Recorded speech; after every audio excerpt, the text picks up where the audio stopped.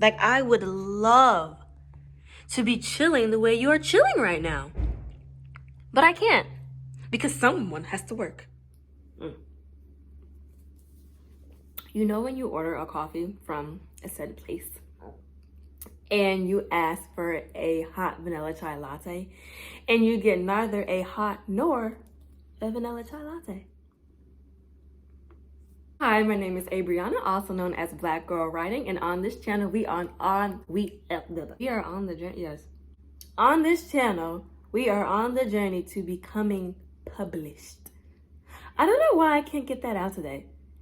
Anyway, this video I'm going to be doing the writer stereotype tag, and I got this idea from watching Meredith Phillips write, and shout out to her for shouting me out on her channel and, like, you know, getting my little face out there. I was watching her video and then I saw like my little picture on her screen and I was like, oh my gosh, that's me. So I had like a fangirl moment, and I really appreciate you doing that.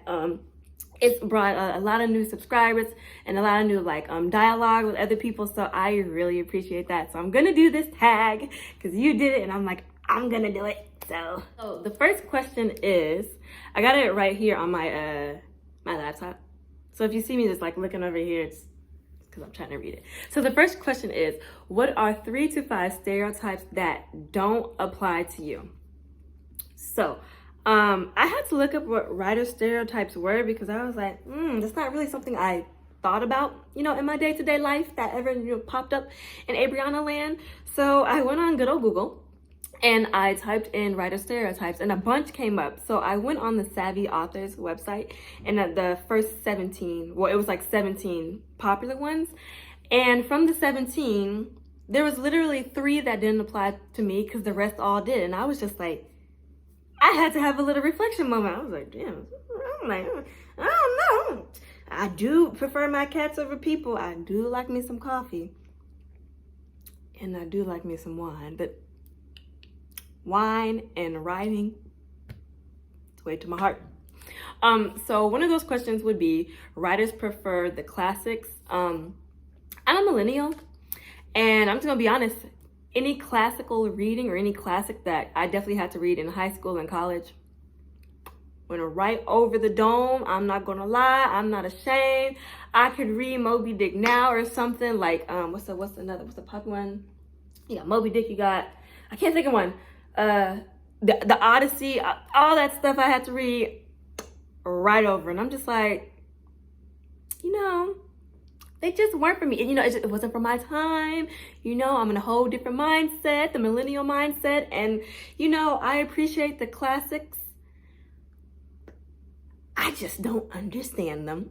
Next question, or the next a stereotype that I don't think applies to me would be, writers are depressed and melancholic lot. Writers are a depressed, melancholic lot. But for the most part, I'm a really bubbly person, and I giggle a lot. So usually when I'm sad, like my family's like really concerned. They're like, "Are you okay?" Like when I cut off my hair, they're like, "Are you about to jump off a bridge? Are you okay?" I'm like, you know, I just needed some time to think and do some self-reflection, and I just really wanted to cut off my hair. I just needed a drastic change, and since I couldn't quit my job or, I don't know, tattoo my face up, I don't know, do something random, I just decided to cut my hair.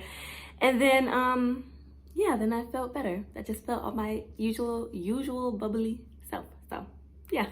So yeah, I definitely would say as a writer, I'm not depressed or melancholic lot. I feel like I'm saying that wrong. I probably am. I apologize. I think after that would be, writers can write anything. When you say anything, do you literally mean like anything? Like I could write like a textbook dissertation or something? Because I can't. You want to see my my grades in English? You want to see it? Because I'll bring them. I'm not embarrassed. I'd be like, look, the stuff I just didn't get it. I feel like I could voice it. Presentations were my favorite. Whenever I had to get up on the stage or do like a presentation, I would nail it. But anything that I had to type and like truly like think out and take time, I'm just like, ugh, the word's not coming. I don't know half the vocabulary I'm using. It's I can't write anything. I think I can read most things and, you know, understand it. You know, I'm gonna have to reread it twice, but trying to write it, it's like a whole different like ball game, whole different vocabulary, whole different set of rules. And I'm just gonna stick to the YA and the things that I know, like my fan fiction YA for now. And then, you know, maybe as time goes on and I increase in my reading and my writing, I might dabble into, you know, different categories of writing. But as for right now, I'm a writer who can't write everything. So yeah, or I'm a writer who can't write. Writers can write anything. I'm a writer who can't write everything. So number 2 is, what part of the writing process is hardest for you? So the hardest part for me would be writing. That sounds kind of dumb, but no, writing, formulating and making it make sense, I think is the hardest part for me. I have very big, broad ideas and I struggle with like concising them into like, you know, little sections that make sense. And when I try to write that out from my brain to typing, it just doesn't, the two don't mesh. I'm like a toddler trying to like walk. Like, you know how they try to like walk and then run, their brains like go and their body's like, hell no. That's me sometimes when I'm writing. I'll be looking like, now let's rethink this one, okay? Question 3 is, do you ever feel imposter syndrome as a writer? What about as a YouTuber? Okay, as a writer, I don't want to say I feel imposter syndrome because I don't go off saying that I'm a writer. I go off still saying that, one, I got my degree in like BFA. So I actually, you know, got my college degree to be a professional dancer. So that's like the first thing I say. And then now that I really don't do that, I've like retired because, you know, Corona hit and it was like, well, shit, can't do that. So since I'm not dancing with the company or anything, you know, I switched and went to home care. And now I just say, you know, I'm a home care provider. And then for hobbies and interests, I'm a writer. Like writing is like my interest and my hobby. Not necessarily like my career choice right now, but if it can be, I mean, I wouldn't knock it. I still think I would consider it, or I would want to look at it as a hobby, because once you start looking at things at jobs, then it sucks. Like I love dancing and I used to love dancing. Little side tangent. I trained for 20 plus years dancing. You know, travel, went to New York and all that stuff. But then once it became like my actual job, I was like, yeah, that's about the end of this. You just sucked the life out of me, just sucked it dry. So I'm always gonna consider writing as like a passion of mine, a hobby, but not as a writer, because I feel for me, I'm gonna be like, yeah, I don't want to do this anymore. So yeah. And as a YouTuber, I don't feel any imposter syndrome, because I think I'm an open book, and I don't really like, there's really not much to it that I think. I like to film the videos that I want to watch, or videos that I find interesting and things like that. So I think I'm pretty much an open book when it comes to that. So I don't really feel any imposter syndrome when it comes to saying or thinking, you know, I'm a writer and then YouTube, if that makes sense. Hopefully that made sense.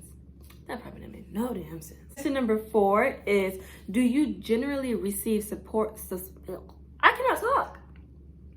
Do you generally receive support or skepticism about your writing? I'm gonna be honest. Not a lot of people know I write. My friend from college, she knows, or high school and college, she knows that I write. We both like to write together. My fiance knows that I like to write and he encourages me. But as far as everybody else, like family and all that, I don't tell them. I'm a very secretive person, and I'm a really sensitive Gemini, okay? Because when I'm hopeful about things and I tell people about it and then they kind of like shit on it, I'd be like, you know what, you were right. What was I even thinking? What was I even thinking, right? So when it comes to my writing, I keep it to myself. It's something that I enjoy doing personally. I can like lock myself in a room and just escape to a whole new world. I don't need everybody knowing that I write. Eventually, with my debut novel, when I become a best-selling author, my family will know I'm right, because I'm going to be on the Good Morning America getting interviewed by Gayle King. So But until that day comes, only one of my friends from college and then my fiance knows that I write. And they're really supportive. Like, actually, they're very supportive. I talk to them like all the time about stuff. I'm like, okay, I'm having this idea. Like, just tell me if it flows. If it doesn't, just, if it does, we might have something. Just number 5. What is one piece of advice you want to give to new writers? Okay, I'm ready for this one. Advice that I would give to, what was the question? Okay, the advice I would give to new writers would be, don't sweat the small stuff and everything small. And I say that because the pressure that you put on yourself is like the worst thing ever, because you have the highest expectation for yourself, which is good. And I have to constantly remind myself, I'm like, yo, this is just, it's a learning process. You got to take baby steps, and everybody else sucks like you suck. Okay, so they had to work to not suck. So I don't sweat it. I'm learning not to sweat it as much. I'm just letting it slide off my back like water on the back of a duck. So hope you guys enjoyed this video. Please comment, rate, and subscribe, and do this video as well. Tag Meredith. Can you tag people on YouTube? I think you can. Tag Meredith and then tag me, and we'll watch the video, or I'll watch the video and comment. So I hope you guys enjoyed this video. Again, comment, rate, and subscribe. See you guys later.